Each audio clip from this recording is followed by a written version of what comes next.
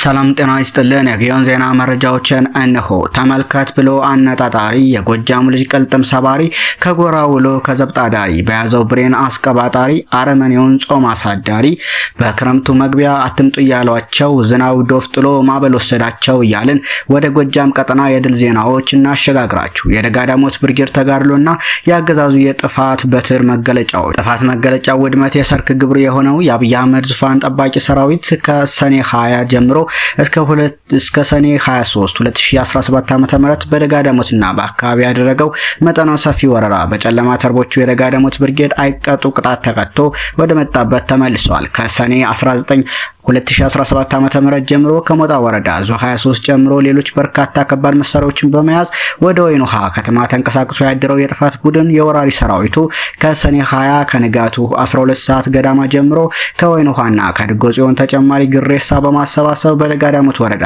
ጨዋኔ ባንዴ ቀበሌና አካባቢ ላይ ተኩስ ቢከፍትም በነበልባሎቹ ሶስተኛ ታዱ አንተነ ሻለቃና መዝገቡ ዋለሌ ብርጌድ ሁለተኛ ሻለቃ ተደቁሶ ወደ መጣበት ወደ ወይን ውሃ ከተማ አንገቱን አቀርቅሮ ተመልሷል። እስከ ቀኑ 10 ሰዓት ገዳማ ልዩ ስሙ ደነቄና ደፈር ተብሎ በሚጠሩ ስፍራዎች ላይ በተደረገ እልህ አስጨራሽ ትንቅንቅ አነስተኛ በሚባል የወገን መስዋዕትነት በጠላት ላይ ከፍተኛ ቁሳዊና ሰብአዊ ኪሳራ ማድረስ ተችሏል።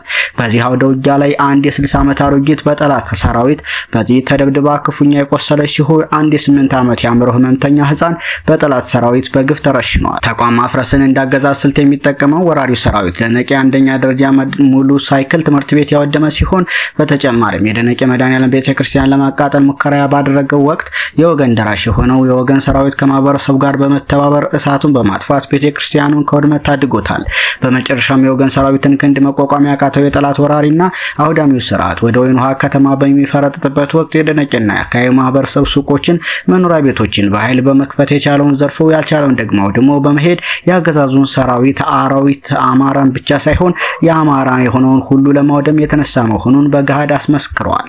ይህ በእንዲህ እንዳለ ሰኔ 20 2017 ዓ.ም ከምሽቱ 12 ሰዓት ገዳማ ጀምሮ ከፈረስ ቤት ከተማ ወደ አረፋ ደብተር አቅጣጫ፣ ከድጎ ጽዮንና ከወይን ውሃ ከተማ ወደ አረፋ ደብተር አቅጣጫ፣ ከገነት አቦና ከቋሪት ወረዳ ወደ ይበርታ ሐሙስ ገበያ አቅጣጫ እንዲሁም ደጋዳሞት ከአዴት ወደ ይበርታ ሐሙስ ገበያ አቅጣጫ በተጨማሪም የአብይ አህመድ ዙፋን ጠባቂ ሰራዊት አዳሩን የተንቀሳቀሰ ሲሆን የጦር ጠበብቶቹ የደጋዳሞት ብርጌድ አመራርና አባላት ስቦ በማስገባት መርህ መሰረት የጠላት ሰራዊት ዘው ብሎ እንዲገባ ካደረጉት በኋላ በቀን 21 10ኛ ወር 2017 ዓ.ም እና 22 10ኛ ወር 2017 ዓ.ም በጫቶርካ ግንባር ልዩ ስሙ አገውዳር ማሸለልና ነብሪት ጫካ እንዲሁም ደግሞ በድኩልካና ግንባር ደሚ ተራራና ዝቋላ ወገም የጠላት ካምፕ ላይ በተደረገው አውደ ውጊያ ጀብድ መስራት የማይታክተው የደጋዳሞት ብርጌድ ልክ እንደ ትናንቱ በክንዱ የትውልዱን ታሪክ ከትቦ አልፏል። በዚያ አውደ ውጊያ በአነስተኛ መስዋዕትነት በጠላት ዙፋን ጠባቂ ሰራዊት ላይ እጅን በአፍ የሚያስጭን አስደናቂ ገድል ተፈጽሟል። በተያያዘም የአብይ አህመድ ዙፋን ጠባቂ ሰራዊት በአውደ ውጊያው ላይ የተደመሰሰበትን የሰራዊት አባላት በቅጡ እንኳ አፈር ሳይለብስ በየጫካውና በየጋራው በጅምላ ዘርክርኮት ፈርጥቷል። በአውደ ውጊያው ላይ የቆሰሉትን ከፍተኛ የጠላት ሰራዊት አመራሮች ከአርሶ አደሩ አህዮችን በማስገደድ ጭኖ ፈርጥቷል። በቀን 23 10ኛ ወር 2017 ዓ.ም በጫቶርካና በለጀንጉስ ተዘረክርኮ የነበረው ጠላት በሮብ ገበያ አቅጣጫ ወደ ይበርታ ሐሙስ ገበያ መስመር ኃይሉን አሰባስቦ በሚንቀሳቀስበት ወቅት ሮብ ገበያ ላይ የወገን ኃይል ባደረሰው ደፈጣ ጥቃት ያላንዳቸው ወገን ኃይል መስዋዕትነት በጠላት ዙፋን ጠባቂ ሰራዊት ላይ ከፍተኛ ሰብአዊና ቁሳዊ ኪሳራ ማድረስ ተችሏል። በመጨረሻም ለተከታታይ 4 ቀናት ማለትም ከሰኔ 20 እስከ 23 በተደረገ አስጨራሽ ትንቅንቅ ውስጥ የወገን ክንድን መቋቋም የተሳነው የአብይ አህመድ ዙፋን አስጠባቂ ሰራዊት በንጹሃን ህይወት ላይና ንብረት ላይ የጥፋት በትሩን አሳርፎ ላብነትም የኔታ ፍሬው ተሜ የተባሉ የቅኔ መምህር በአሰቃቂ ሁኔታ እጃቸውን ሁሉ በመቆራረጥ በግፍ ገድሏል።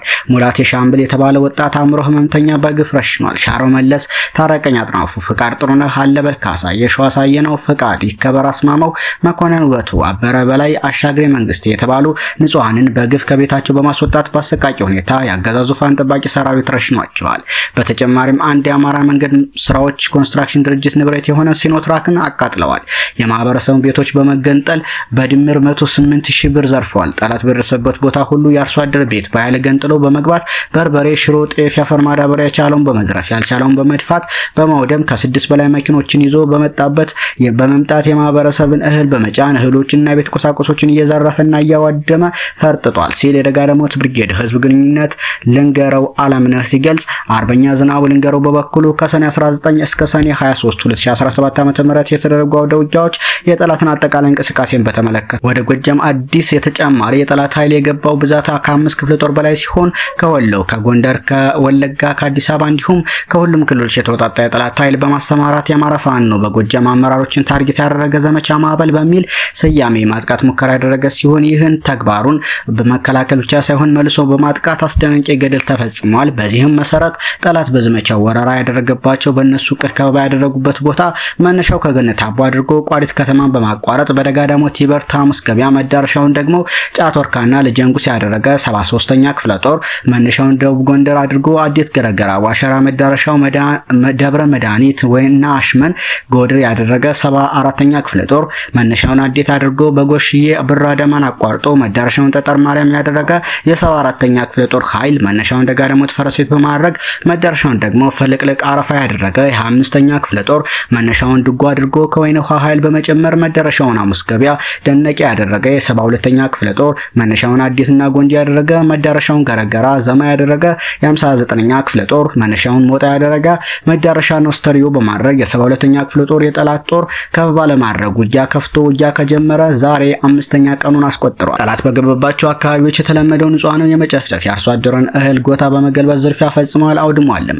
ይህን አስነዋሪ ተግባሩን የተለመደ የአረመናዊ አብይ አገዛዝ ቢሆንም የአሁኑን ግን ለየት የሚያደርገው ደግሞ ሁሉን አቀፍ ዝርፊያ ማካሄዱ ነው። በዚህ ተግባር ከፍተኛ ብስጭትና ለአስጨራሽ ውጊያ በማድረግ አጠቃላይ የገባውን ከበባ ለማድረግ ሙከራ ያደረገው የጠላት ኃይል የአፋጎ 2ኛ ተፈራ ዳምጤ ክፍለ ጦር፣ ደጋዳሞት ብርጌድ፣ መብረቁ ብርጌድ፣ መዝገቡ ጮቄ ብርጌድ፣ ዮሐንስ አለማየሁ ብርጌድ፣ መዝገቡ አለሊ ብርጌድ፣ የድርጅቱ ልዩ ኮማንዶ የአበራዳሙ ሻለቃ የ2ኛ ክፍለ ጦር ጥምር ጦር ጠላትን እንዳመጣጡ በመመከት በጸረ ማጥቃት ውጊያ ጠላትን በማሽመድመድ ሊያሳካ ያሰበውን ዓላማ በማዛባት ሊማርክ የመጣ ጠላት ተማርኮ የፋኖን የውጊያ ዓመት መቋቋም ሲያቅተው በሸሸበትና በተከበበበት ቦታ ሁሉ ንጹሃንን ጨፍጭፏል። በዚህ ውጊያ ጠላትን በሚገባው ቋንቋ አናግረን በርካታ ሙትና ቁስለኛና ምርኮኛ አድርገን መልሰነዋል። በዚህ መሰረት በርካታ የቡድንና የነፍስ ወከፍ መሳሪያ እንዲሁም ተተኳሾችን ማግኘት ችለናል። ከነዚህ ብርጌዶች መካከል አስደናቂ ተጋድሎና መስዋዕትነት ጭምር በመክፈል የአካባቢው ማህበረሰብ በማስተባበር ጠላትን መደምሰስና መማረክ የማይሰለቸው ደጋዳሞት ብርጌድ አካባቢውን ከጠላት ነጻ ማድረግ ችሏል። በተሰራውና በተገኘው ድል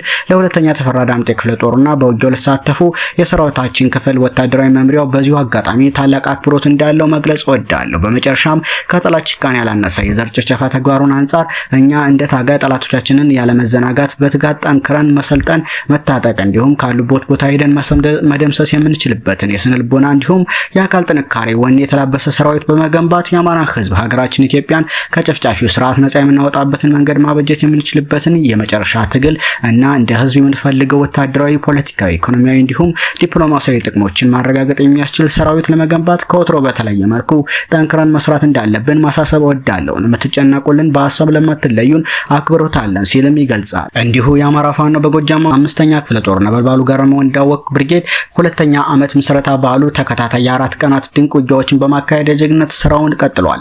ሰኔ 23 2017 ዓ.ም የነበልባሉ ገረመው ወንዳወቅ ብርጌድ ህዝብ ግንኙነት እንደገለጸው አፋፋ በጎጃም 5ኛ ክፍለ ጦር ነበልባሉ ገረመው ወንዳወቅ ብርጌድ ከሰኔ 20 2017 ዓ.ም ጀምሮ ለተከታታይ 4 ቀናት በወይበኝ፣ በእንድሪያስ፣ በነጭ ውሃ፣ በቡሃ፣ በገበዘ ማርያም ተራራማ አካባቢዎች ድንቅ ውጊያዎችን በማካሄድ ላይ ነው። ሰኔ 19 2017 ዓ.ም ከሰከላ ወረዳ ወደ ቋሪስ ወረዳ ሲጓዝ የነበረውን ጠላት የጊዮን ብርጌድ አባግሽ ሻለቃ በደፈጣ ጥቃት ሙትና ቁስለኛ ሲዞ መልሶት ነበር። በድጋሜ ሰኔ 20 2017 ዓ.ም ጠላት በብራ ደማ፣ በዋሸራ፣ በደጋዳሞት፣ በሰከላና በጅጋ አቅጣጫዎች ቋሪትን ለመውረር ለመዝረፍ ቢሞክርም በበገሬዎቹ ገረመው ወንዳወቅ ልጆች እየተቀጠቀጠ ሲቅበዘበዝ ሰንብቷል። በተመሳሳይ ቀን ከሰከላ ወረዳ ወደ አሙስ ወንዝ የመጣውን ጠላት የገረመው ወንዳወቅ ብርጌድ ሻለቃ 3 በደቂቃዎች ውስጥ አሽመድምዶ ወደ መጣበት ስትመለስ ያገዛዙ ታጣቂዎች ሻፍራ ዳውሪት ላይ 2 ንጹሃንን ሰውተው ተመልሰዋል። በዚህም ዕለት ነበልባሎቹ ወይበኝ ላይ በደፈጣ በመያዝ በጠላት ላይ ሰብአዊ ኪሳራ አድርሰዋል። ባለግርማ ሞገሶቹ የነበልባሉ ገረመው ወንዳወቅ ልጆች የውጊያ በላይነት ወስደው በሁሉም አቅጣጫ ያሰፋሰበውን ነፍሰ በላ ቡድን ተስፋ አስቆርጠውታል። ሰኔ 22 2017 ዓ.ም ገረመው ወንዳወቅ ብርጌድ ከ8 ሰዓት እስከ ምሽቱ 1 ሰዓት ባደረገው ከባድ ውጊያ መውጫ ያጣው ጠላት ጨለማ ለብሶ ወደ ገነት አቦ ለመውጣት ቢሞክርም በገበዘ ማርያም ቀበሌ ከበባ ውስጥ ገብቶ ነፍስ የምታርፍበትን ሰዓት የተጠባበቀ ነው። ከገነት አቦ ወጥቶ ማህበረሰቡን እየዘረፈ ወደ ደጋዳሞት የሄደው ያገዛዙ ሰራዊት ደጋዳሞት ብርጌድ ሐሙስ ገበያ ላይ በወሰደው መብረቃዊ ጥቃት ሲደመሰስ ከማህበረሰቡ የዘረፈውን እህልና ተሽከርካሪዎችን ለጀግኖቹ አስረክበዋል። ሰኔ 23 ቀን 2017 ዓ.ም በሌሊት ከገበዘ ማርያም ወደ ገነት አቦ በመፈርጠጥ ላይ የነበረው የጠላት ኃይል በነበልባሉ ገረመው ወንዳወቅ ሜካናይዝድ እግረኛ ጦር እየተቀጠቀጠ። አይበገሬው ገረመው ወንዳወቅ ልጆች በሁለተኛ ዓመት ምስረታ ባህላቸው ተስፋ ያስቆረጡት የስርዓቱ ዙፋን ጠባቂ ሰራዊት በቤታቸው የተቀመጡና ስራ ላይ ያሉ አርሶ አደሮችን በሞርተር መደብደብ ጀምሯል። በቤት ስራ ላይ የነበረች አንድ እናትና አንድ የጎረቤት ህፃን የሞርተር ጥቃት ከደረሰባቸው ንጹሃን መካከሎች ናቸው። የገረመው ወንዳወቅ ብርጌድ ሜካናይዝድ ኃይል በወረወረው ኢላማውን የጠበቀ ሞርተር ጥቃት ቁጥራቸው ያልታወቀ ስርዓቱ ዙፋን አስጠባቂዎች መሸኘታቸውም ተረጋግጧል። በአጠቃላይ የዚህ ሳምንት ውጊያ የአገዛዙ ስርዓት ያበቃለት መሆኑን በግላጭ ያሳየ ነበር ሲል የገረመው ወንዳወቅ ብርጌድ ህዝብ ግንኙነት መምሪያ ኃላፊ ሶሎሞን በቀለ ገልጿል። አሞራው ቋሪት ብለው የወረወሩት ሞርተር ጠላት አናት ላይ አርፎ ከ11 በላይ የጠላት ኃይል እስከ ወዲያኛው ተሸኝቷል ሲል ኢንጂነር ዘመኑ አማራ 5ኛ ክፍለ ጦር ከህዝብ ግንኙነት መምሪያ ኃላፊ ገልጿል። ይህ በእንዲህ እንዳለ በዛሬው ዕለት አዴት 1ኛ ክፍለ ጦር ሻለቃ ንሙት ያዛቸው ብርጌድ ድል በድል ሆኗል። የቀደመ ታሪኩንም ደግመዋል። ገና በትግሉ ጅማሮ ማግስት ስለ አማራ ህዝብ ሲሉ ከጠላት ጋር እየተናነቁ ታሪክ እየጻፉ ያለፉት የኢልማና ዴንሳ አዴት ጀግኖች አጽም ላይ እንደ አለት በጠንካራ መሰረት ላይ የተመሰረተው የያኔው አሳምነው ጽጌ የዛሬው ሻለቃ ንሙት ያዛቸው ብርጌድ ዛሬም በአስደናቂ ድል ጎዳና ላይ ነው። ሐምሌ 2015 ዓ.ም ሁለተኛ ዓመቱን የሚያስቆጥረው ሻለቃ ንሙት ያዛቸው ብርጌድ በአማራ ፋኖ ትግል ውስጥ ጉልህ የድል ባለቤት ከሆኑት ብርጌዶች መካከል ግንባር ቀደሙ ብርጌድ ነው። በፍጹም ወታደራዊ ዲሲፕሊን የተመሰረተው አይበገሬው ብርጌድ ክንዱ እንደ እሳት የሚፋጀው አልሞ ተኳሹ ሻለቃ ንሙት ያዛቸው በእነሞት አይፈሬው ፂሚናገር አየለ ብርሃን ጸጋ አድምጠው መንሸው የታሲል ያረጋል ክብር መስዋዕትነት ላይ የጸናው የሻለቃ ንሙት ያዛቸው ብርጌድ በብዙ እየተፈተነ የገጠሙትን ፈተናዎች ድል እያደረገ ዛሬ ላይ ደርሷል።